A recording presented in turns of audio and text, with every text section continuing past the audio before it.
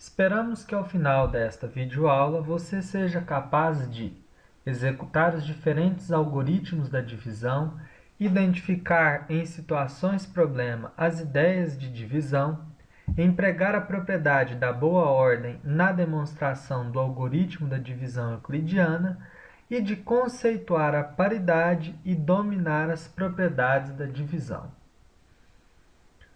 O algoritmo de Euclides. Então, numa divisão de números naturais, o dividendo é igual ao divisor multiplicado pelo quociente mais o resto, sendo o resto um número menor do que o divisor.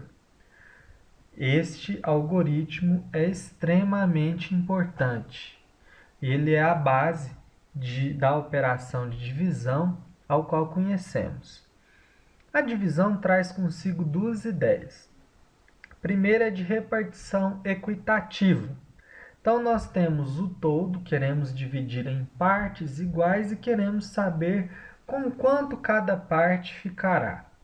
E a de medida, ou seja, nós sabemos o tamanho de cada parte e queremos saber quantas partes nós conseguiremos na divisão. Alguns métodos de algoritmo para divisão. Então, esse é o primeiro método, divisão por estimativas, onde o que vale são as tentativas. Então, veja que nós começamos aqui com 100, repetimos, até que a gente consiga fechar, com o resto zero e determinando assim um quociente.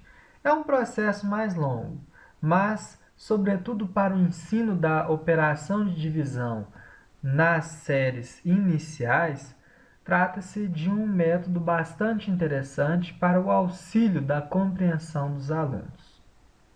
A divisão pelo método atual, onde nós começamos a dividir as ordens maiores para as menores, é um método bastante conhecido. A divisão por subtrações sucessivas, que, embora seja um procedimento extenso, ele é bastante útil para o ensino nas séries iniciais da operação de divisão. Então, por exemplo, 95 dividido por 13. Nós vamos subtrair 13 de 95 quantas vezes for possível. 1, 2, 3, 4, 5, 6, 7. Agora não é mais possível subtrair 13, pois o que restou é menor do que 13. Então veja que 13 coube 7 vezes em 95 e ainda sobraram 4 unidades. Essa técnica é muito interessante para o ensino da divisão. Divisão euclidiana. Propriedade da boa ordem. Seja S um subconjunto de naturais.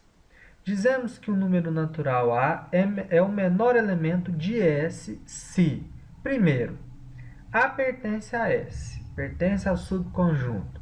Segundo, para todo natural pertencente a S, para todo número pertencente a S, A é menor ou igual que N, ou seja, A é sempre o menor elemento. Todo subconjunto não vazio de naturais possui um menor elemento. Teorema da divisão ou algoritmo de Euclides é definido formalmente por: sejam A e B dois números naturais com A maior que zero e menor ou igual que B, existem números naturais Q e R únicos, tais que B é igual a A vezes Q mais R, com R menor que A. Então, vamos demonstrar esse algoritmo.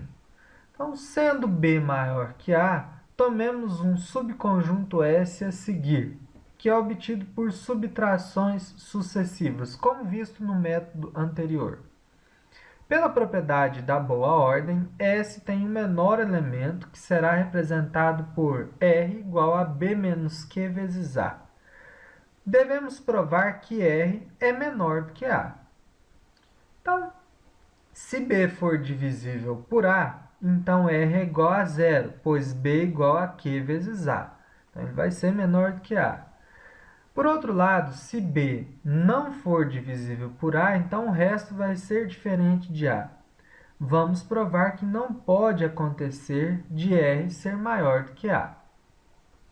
Então, nós vamos demonstrar por absurdo, considerando que R seja maior que A, de tal modo que, dessa maneira, deveria existir um C pertencente em naturais diferentes de zero, com C maior que R, tal que R fosse igual a A mais C.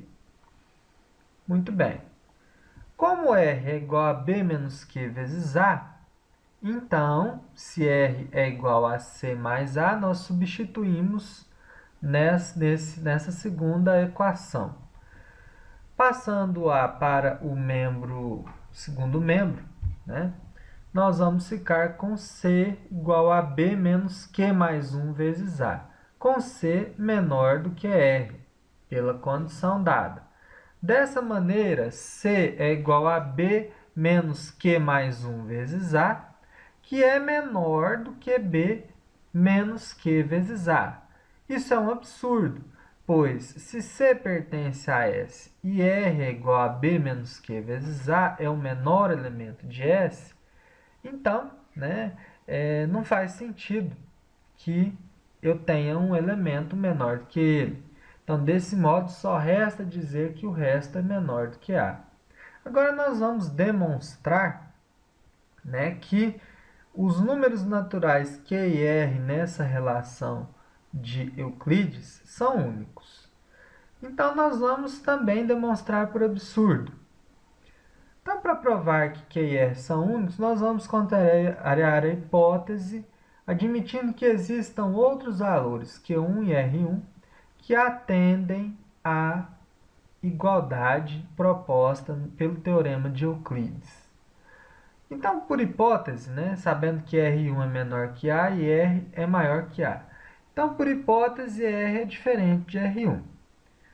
Bom, R e R1 são menores que A, logo, a diferença entre eles é positiva e menor do que A. Por outro lado, nós temos aqui a igualdade de B, então nós podemos substituir a primeira na segunda e vamos ficar com AQ mais R igual a A vezes Q1 mais R1. Trabalhando a igualdade, nós isolamos A vezes Q1 e de maneira que, se A divide o segundo termo, A também tem que dividir o primeiro. Ora, A divide A vezes Q. Então, A tem que dividir R menos R1 também. Mas, nós vimos anteriormente que A é maior do que R menos R1. E não é possível a divisão. Logo, isso é um absurdo, pois R é menor que A e R1 é menor que A. Dessa maneira, nós provamos que só é possível que R seja igual a R1 e que Q seja igual a Q1.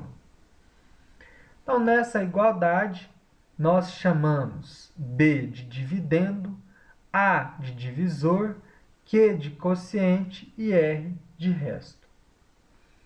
Propriedades da divisão euclidiana. Então, a primeira propriedade é que, se multiplicarmos o dividendo e o divisor por um número natural qualquer diferente de zero, o quociente não fica alterado e o resto fica multiplicado por este número. A propriedade 2 diz que, dados dois naturais A e B com A maior que 1 e A menor ou igual que B, existe um natural N tal que N vezes A é menor ou igual que B, que é menor que N mais 1 vezes A.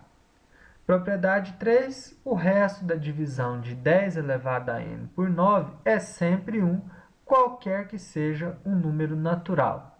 N, isto é, 10 elevado a N é igual a 9 vezes Q mais 1. Propriedade 4. Dado um número natural M maior ou igual que 2, o número natural N pode ser escrito de forma única, onde N é igual a M vezes Q mais R, com Q e R pertencente aos naturais e R menor do que M.